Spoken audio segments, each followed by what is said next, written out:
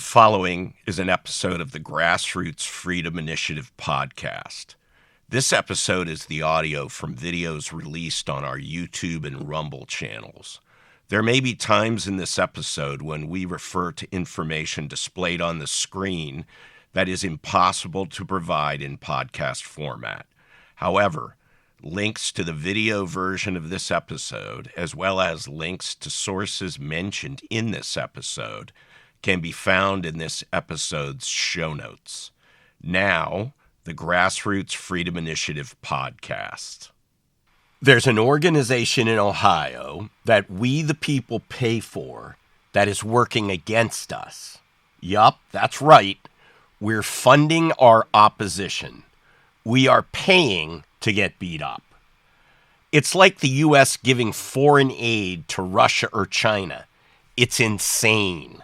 Few Ohioans know that there is an organization called the Ohio Association of Election Officials, OAEO, run by a registered lobbyist that has numerous unelected election officials as trustees and has a legislative committee that lobbies our elected representatives on Ohio election law. Aaron Ackerman is the executive director of OAEO. And here's his registration as a lobbyist in Ohio. I ask you, why do election officials who work for us and are paid by us with our taxes need a legislative committee and lobbyists paid for by us? We thought they were paid to flawlessly execute elections according to local, state, and federal law, not opine on election law. That's the job of us through our elected representatives. Is it not? Who funds the OAEO? We do. You and me. They're funded by Ohio's boards of elections, who are funded by we the people, Ohio taxpayers. You are paying them to oppose common sense election legislation. They did just that last year. Election integrity activists had comprehensive election legislation introduced in both the Ohio House and the Ohio Senate. The House bill was HB 472, and the Senate bill was SB 274.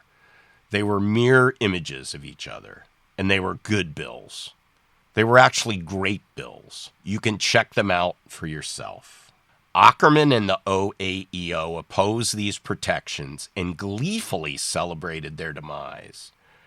Ackerman wrote to his members on June 30th, 2024, I am happy to report that neither HB 472 nor SB 274 saw action in the final days before summer recess.